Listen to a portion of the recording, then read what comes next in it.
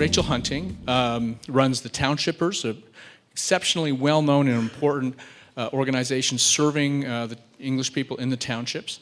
Maybe you could talk to us a little bit about the additional challenges that are faced by people, minorities, minority language communities living in the regions.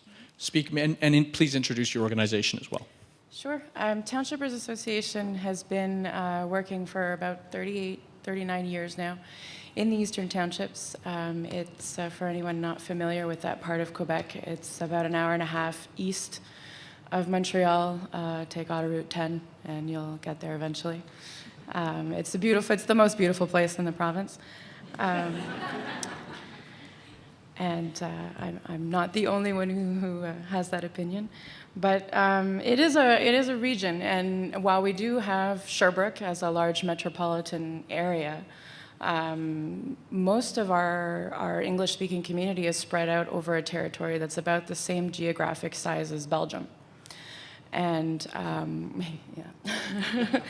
And if you move outside of the MRC of Sherbrooke, you don't have access to things like transport en commun, and infrastructure that facilitates people accessing opportunities, not just employment, but just accessing opportunities in a physical way. You cannot get from A to B in some instances. And if I think about some of the questions that my fellow panelists have been answering, there's always a little bit of a layer there in the regions. And when we talk about lacking services and resources for job seekers, we're lacking the services and resources that come before somebody is ready to go into the job market.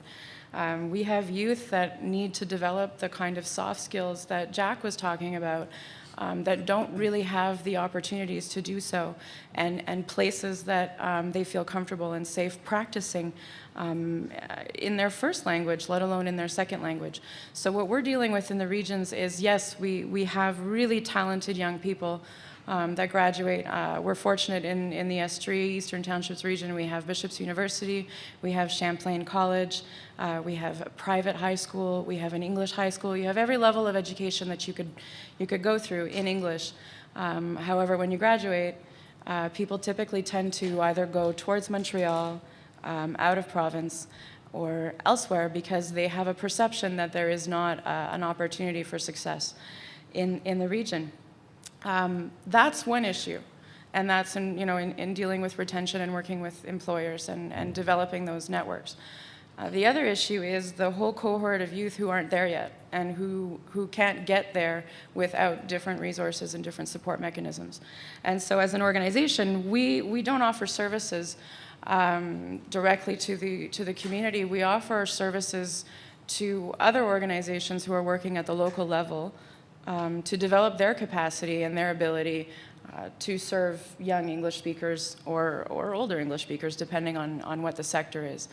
And we work with Yes Montreal to bring in business coaches and offer that kind of a service, because it's just not available in our area. And we don't want to create parallel systems and structures on top of structures. We'd rather work with developing the existing structures. As an employer, I think we have responsibilities in terms of diversity and ensuring that we're doing our due diligence by posting those jobs and making those opportunities maybe more prevalent in communities where people don't know how to access the hidden job market, or that there is a hidden job market. For organizations, my question is, what spaces do you make for young people in the decision-making structures of your own organizations? How many people under 30 do you have in decision-making roles on your boards of directors? I don't know. It's just a terrific question for all of us in this room. While we can offer services to them, what can we do as intermediaries, like organizations actually trying to connect demand and supply, with our hat on as employer, as mentor, the other hats that we necessarily wear, to advance our very cause. So in terms of recommendations, think about that. Organizations themselves as being almost a laboratory for the development of the kind of skills and networks that young people might not otherwise get. We're going to go over to the educational sector. Jennifer, the question is for you. What are the gaps in transitioning from school to work that our educational and community partners can address? So take on the hidden job market piece if you want, but in terms of skills preparation, hard skills and soft skills, what about our educational institutions, and what can they do better than they're doing today? Okay, hi. I work at an organization called ROCAGE, which is an association of around 60 members across the province that work with youth. Most of those youth are actually marginalized, so I'd say my expertise is working more with youth that education is finishing high school. And if they get to CEGEP or university, it's quite a large jump for them. I would say in the Anglo population, a lot of the youth are siloed. So if we're talking about Montreal, obviously there are services that are available to them, and there are organizations that do offer Anglo services. But as soon as you start to get into a more regional situation, those students don't have the same services that are offered to them, and some of the organizations that maybe do offer mentorship or internships, youth work programs will only be offering them in French. So those students then don't have those opportunities to get to the next steps in their careers. So I think silos is a huge piece for whether it's Anglophone or Allophone youth. And I'd say Allophone youth, if I'm even looking at my Francophone organizations, the Allophone youth are siloed even within Montreal because they are in their communities siloed somewhat. So they're not actually getting to break through those barriers from even another level. And I would say, just to add this, because somebody mentioned it a little bit earlier, even my Francophone youth who are Allophone, in a sense, and the Francophone professionals are coming from immigrant background, are siloed. And I had a very interesting conversation with someone, and I'd be interested to see if it comes up today, around names. Just what is your name, and if your resume gets seen because of the name.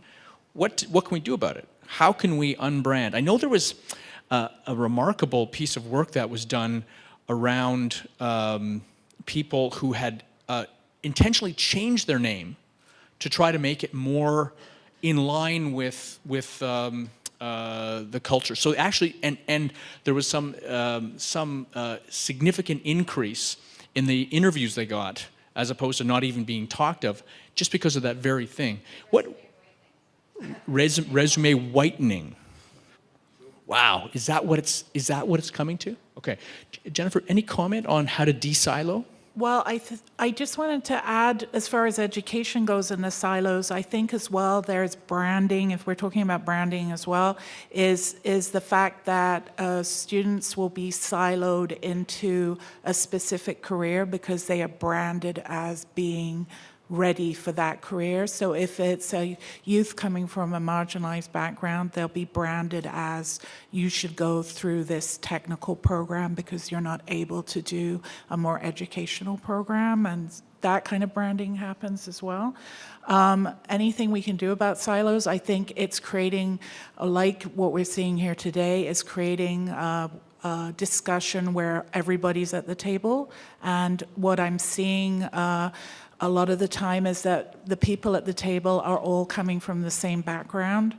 And so I think we have to break, like we have institutional silos that are very difficult to break down. So if we're talking specifically education, the Ministry of Education is itself a silo. So we have to break through those institutions to create these discussions on the ground with many people at the table.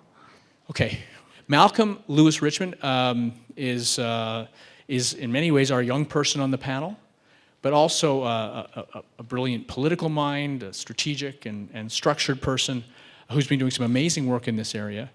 and give us some sum up here. What you're doing with youth for youth, specifically. Tell us about that initiative, and talk to us a little bit about, you know, employment for young people from your perspective, and what you're feeling and thinking and seeing needs to be done. If you had to pick one big thing, what would it be?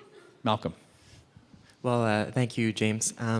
So, Youth for Youth, we're incorporating as a nonprofit group, and the goal is to represent English-speaking youth, because it's a linguistic minority community in Quebec that doesn't have any organized representation.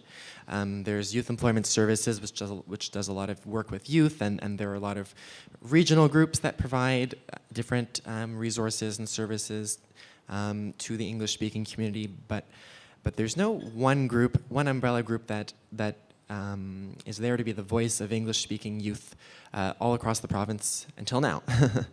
So we have a great board right now, and we have a great team that's working.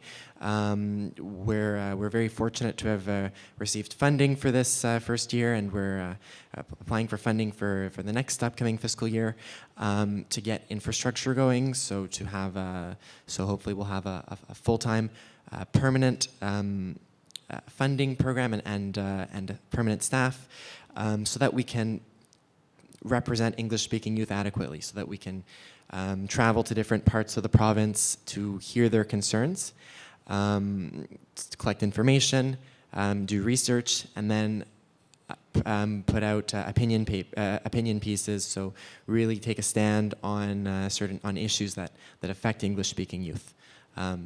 Could be bills from the National Assembly, or positions that different companies take.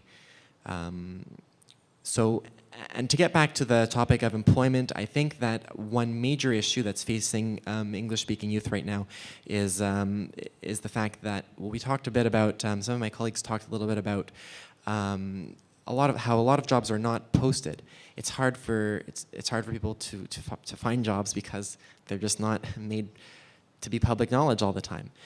And when a lot of these conversations happen in French, for some English-speaking youth, it's difficult to try to be able to break into that community.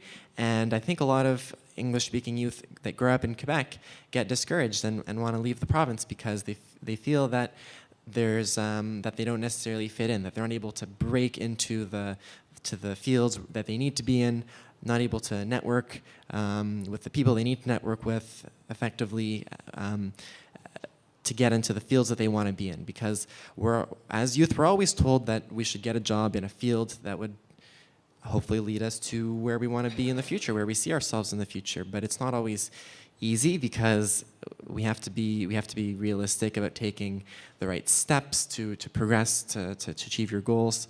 So I think for a lot of English-speaking youth, I hope they'll find that Youth for Youth is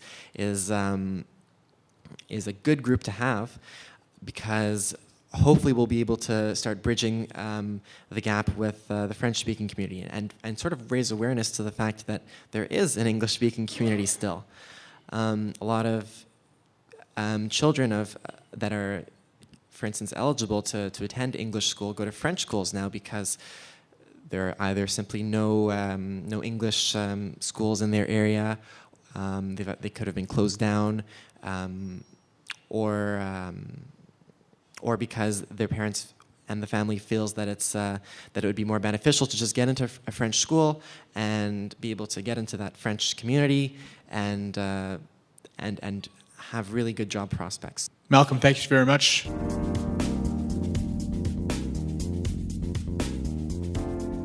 Without question, the whole question of employability and youth employability is top of mind for the minister that I'm working with. And I can assure you that it will be a priority across the public service. I think it's clearly a major problem for English speakers. In all of the different aspects that people presented here, it was a really good learning experience for me, so I thank you for that. I picked up a lot of useful understanding and knowledge. I'll just make one small reference to Rachel Hunting's point about, appointing young people on boards and giving them opportunities. And in her organization, it happens that it's a mutual contact of ours. In the early 90s, they took a young woman, Nancy Beatty, at 19, became a board member. At 22, she became president of Township Association, which is a very solid organization. She's now the director of the CEGEP in Lennoxville. And all of those things are related. A young person with promise, the organization trusted in her, elected her president. She did a great job of leading, and she's in a very important position now. So that's really a nice success story that people need to, have opportunities and have a chance to make the most of them. So I would encourage everybody in this room and the different organizations you work for to continue fighting the good fight. There are so many critical aspects of employment and employability. It extends into health, and mental health, it goes into the employment, but also it comes out. I attended a conference in Quebec City 2 weeks ago where 75 people from the public health system and 75 people from community networks who work on access to health and social services in English.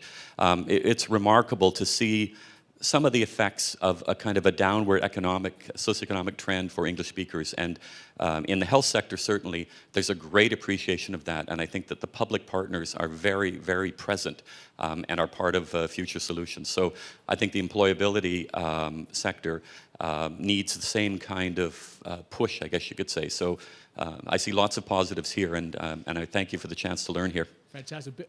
Is this on? No, hold on that microphone.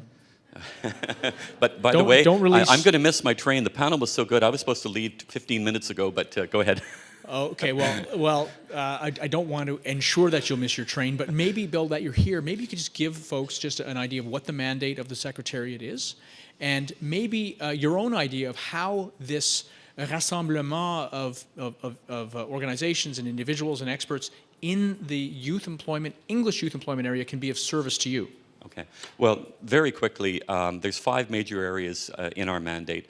One is to have liaison with the community. So this kind of interaction, this is really squarely part of the job that myself and the team that I hire will be doing. Secondly, it's to build an evidence base to understand clearly what the situation and challenges of the community are. So those two kind of contribute to a kind of a diagnostic, that it'll help us understand where the challenges are, what the starting point is.